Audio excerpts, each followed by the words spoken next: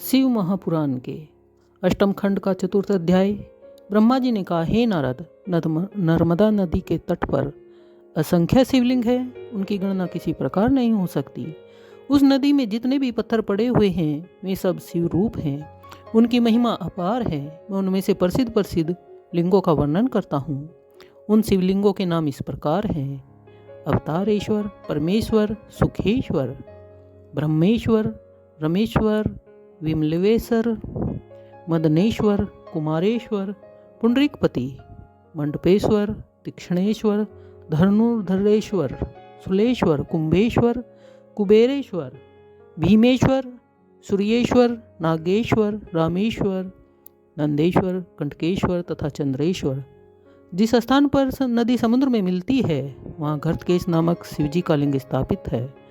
रेवा नदी के तट पर नंदिकेश्वर शिवलिंग स्थित है, वहीं ब्रह्महत्याहर नामक तीर्थ भी है।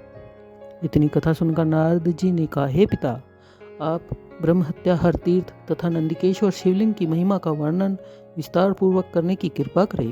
ब्रह्मा जी बोले, हे पुत्र, एक समय कौरवों और पांडवों में महाभयानक युद्ध हुआ जो महाभारत के नाम से प्रसिद्ध हुआ। युधिष्ठिर आंतरिक रूप से लज्जित और तथा दुखी बने रहे। एक दिन उन्होंने अत्यंत व्याकुल होकर श्री कृष्ण जी से यह कहा, हे प्रभु, मैंने अपने कुल को नष्ट किया है, जिसके कारण मुझे अनेक हत्याओं का पाप लगा है। अस्तु, आप मुझे कोई ऐसा उपाय बताइए जिसके द्वारा मैं उन हत्याओं के पाप से मुक्त हो सकूं। हे नारद, राजा युधिष्ठिर के यह वचन सुनकर श्री कृष्ण जी ने कहा, हे धर्मराज, नंदिकेश्वर नामक शिवलिंग का दर्शन करने से संपूर्ण पाप नष्ट हो जाते हैं। नंदिकेश्वर लिंग के समीप जो रेवा नदी बहती है वहीं ब्रह्महत्याहर नामक तीर्थ स्थित है। उस तीर्थ की महिमा तीनों लोकों में प्रसिद्ध है। वहाँ किसी प्रकार के क्लेश का लेश भी नहीं पाया जाता। तुम्हें उस स्थान की महिमा के संबंध में कथा सुनाता हूँ। हे राजन, उस स्थान पर उतथ्य वंश में उत्पन्न एक ब्राह्मण रहा करता था। अवस्थानुसार वह काशी में जाकर मृत्यु को प्राप्त हुआ। उसके 7 पुत्र थे।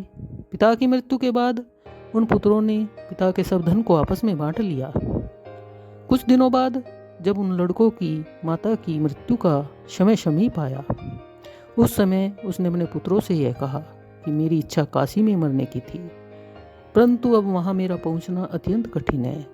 इसलिए मैं चाहती हूँ कि जब मेरी मृत्यु हो जाए तो तुम मेरी अस्थियों को काशी जी में पहुँचा देना। माता की इस बात को बड़े पुत्र ने स्वीकार कर लिया। तदुपरांत जब उस वृद्धा की मृत्यु हो गई तो क्रियाक्रम करने के पश्चात सुबाहु नामक बड़ा पुत्र उसकी अस्थियों को लेकर अपने एक सेवक के साथ काशी जी को चल दिया। पहले दिन वह एक ब्राह्मण घर से चलकर 20 योजन की दूरी पर एक गांव में पहुंचा।